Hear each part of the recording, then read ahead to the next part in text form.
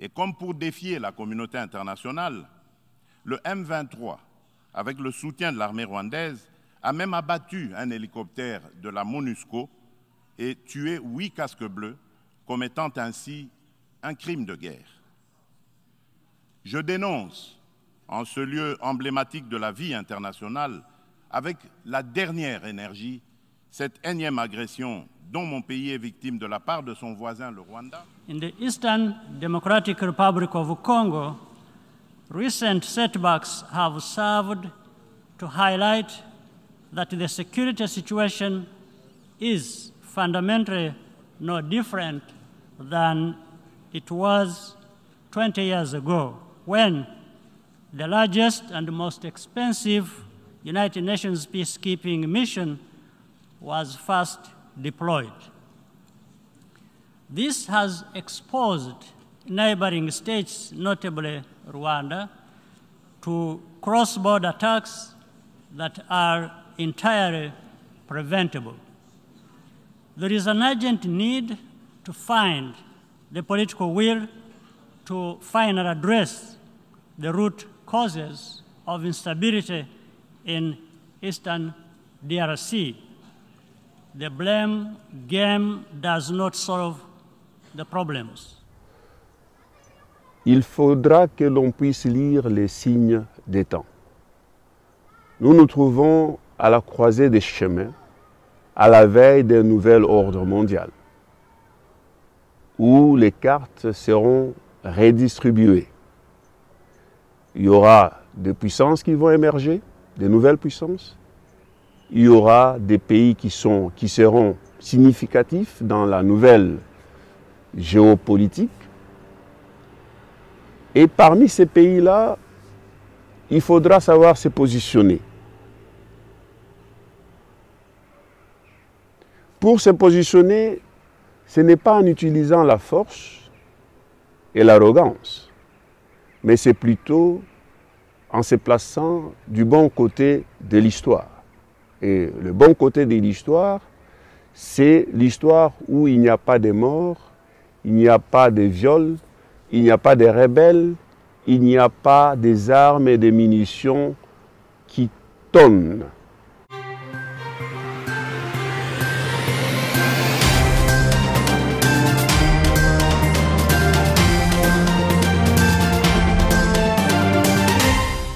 Bonsoir, mesdames, messieurs, bienvenue chez Mwami International Network dans Point de Vue. Ce soir, je vais vous amener à New York, où les présidents et les chefs de gouvernement du monde entier se trouvent pour traiter les affaires du monde. Les affaires du monde, c'est surtout des conflits. Alors, je vais m'attarder sur deux discours. Devant la tribune des Nations Unies, il y a le président Tshisekedi, Félix Tshisekedi de la République démocratique du Congo, qui a fait un discours dans lequel il a accusé le Rwanda de soutenir le mouvement M23, un mouvement qu'il a qualifié de terroriste. Ce mouvement M23 occupe une partie de la République démocratique du Congo à l'est du pays. C'est le cas actuellement du Rwanda qui, au mépris du droit international, de la charte de l'ONU et de l'acte constitutif de l'Union africaine, a une fois de plus non seulement agressé en mars dernier la République démocratique du Congo par des incursions directes de ses forces armées, les RDF, mais aussi occupe des localités de la province du Nord Kivu par un groupe armé terroriste interposé, le mouvement du 23 mars, dit M23, auquel il apporte un soutien massif, tant en matériel de guerre qu'en hommes de troupes. Et comme pour défier la communauté internationale, le M23, avec le soutien de l'armée rwandaise, a même abattu un hélicoptère de la MONUSCO et tué 8 casques bleus, commettant ainsi un crime de guerre. Je dénonce, en ce lieu emblématique de la vie internationale, avec la dernière énergie cette énième agression dont mon pays est victime de la part de son voisin le Rwanda, sous couvert d'un groupe terroriste dénommé le M23. Le président Tshisekedi a exigé du Conseil de sécurité, qui est dirigé par la France, afin que le rapport qui a été établi, qui a été fait par les experts des Nations Unies, rapport dans lequel les experts établissent les évidences selon lesquelles le Rwanda soutient les M23 en leur donnant des armes et des munitions. Ce rapport-là n'a pas été distribué au sein des membres des Nations Unies et le président Tshisekedi a demandé tout simplement à la France, qui est donc qui préside le Conseil de sécurité, de distribuer ces rapports-là afin que les autres membres du Conseil de sécurité puissent en prendre connaissance. Pourquoi la France ne le fait pas, ça, on ne le sait pas. De l'autre côté, le président Paul Kagame a fait un discours dans lequel il propose ses services. Ses services, c'est quoi? Il dit, voilà, il est prêt à traquer les rebelles à l'est du Congo, ensemble avec le président Tshisekedi. Donc le Rwanda et le Congo peuvent ensemble travailler pour traquer les rebelles à l'est du Congo. Le président Kagame a donné deux exemples qu'il a qualifiés d'un succès, c'est-à-dire la République centrafricaine, où il y a les troupes rwandaises qui sont là-bas pour travailler et donner, contribuer à la paix, et aussi en République, au Mozambique. Alors, ces deux exemples que M. Paul Kagame a donnés sont là, la République centrafricaine et le Mozambique. En plus, M. Paul Kagame a demandé les soutiens financiers aux Occidentaux afin qu'ils puissent financer ce mouvement-là, donc les efforts du Congo et du Rwanda ensemble pour traquer les rebelles qui sont à l'est du Congo. In the Eastern Democratic Republic of Congo, recent setbacks have served to highlight that the security situation is fundamentally no different than it was 20 years ago, when the largest and most expensive United Nations peacekeeping mission was first deployed. This has exposed neighboring states, notably Rwanda, to cross-border attacks that are entirely preventable. There is an urgent need to find the political will to finally address the root causes of instability in Eastern DRC. The blame game does not solve the problems. These challenges are not insurmountable, and solutions can be found. This would ultimately be much less costly in terms of both money and human lives. Alors, qu'est-ce qu'il faut retenir de ces deux discours, celui de Tshisekedi et celui de Paul Kagame? Tshisekedi accuse. Ce n'est pas la première fois qu'il accuse.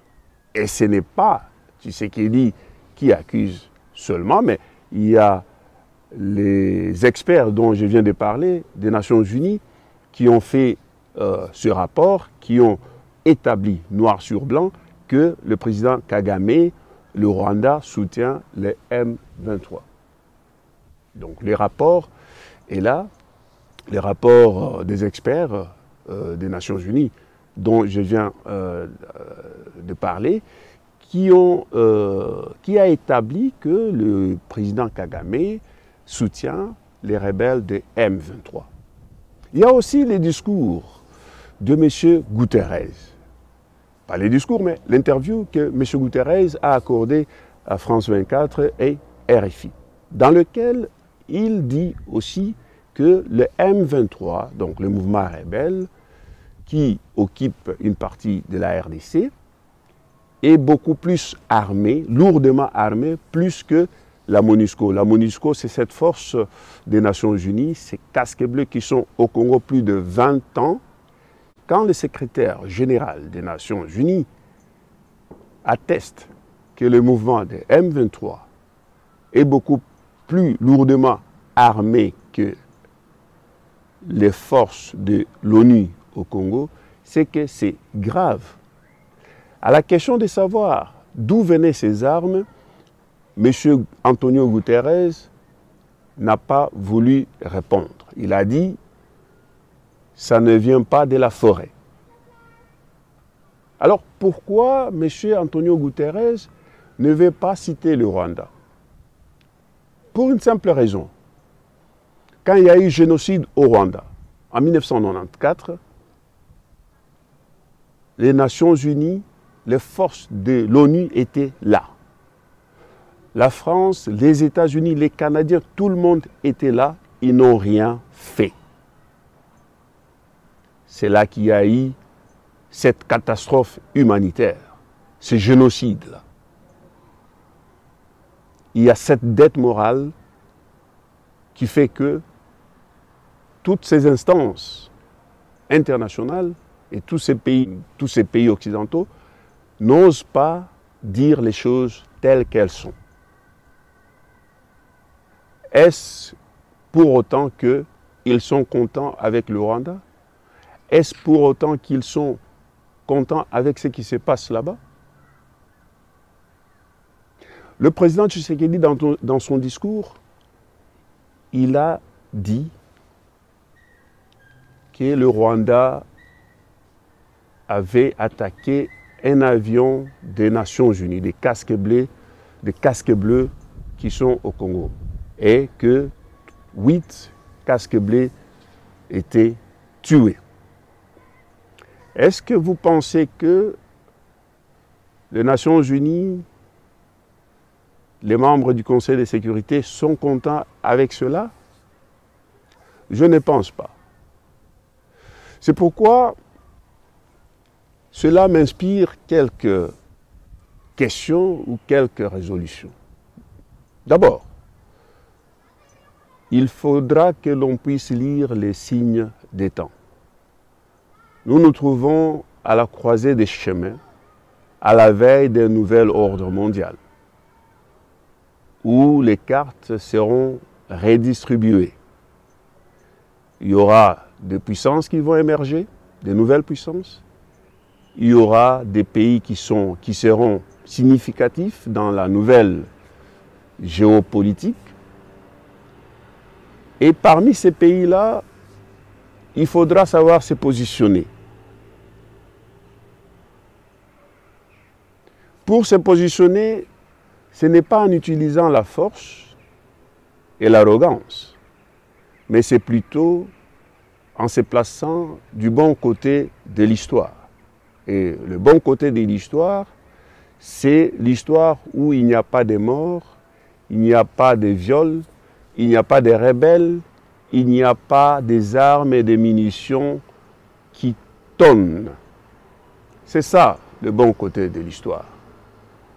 J'ai toujours eu envie de rappeler la situation du président Mobutu Sese Seko Kukumbwendu Wazabanga, le maréchal du Zaïre, qui a fini comme ça. Lui qui était le tout-puissant du Zaïre, il a été enterré au Maroc. Pourquoi? Parce qu'il n'a pas su lire les signes de temps. Son temps a été passé avec la fin de la guerre froide en 1991. Mais aujourd'hui, nous sommes à la veille du nouvel ordre mondial et nous avons la responsabilité en tant qu'Africains de bâtir ce continent-là. On ne peut pas bâtir le continent sur les cadavres. On ne peut pas bâtir le continent sur la haine. On ne peut pas bâtir le continent sur des mensonges et des calomnies. C'est pourquoi j'encourage le président Paul Kagame à retirer sans délai ses troupes du Congo. Et ce qui est flagrant, c'est que quand il s'agit des entretiens pour dégager les rebelles de M23, on ne voit pas les délégués de M23 qui sont là. On voit le président Paul Kagame. Est-ce que le président Paul Kagame est le représentant légal de M23? Il doit se poser cette question-là.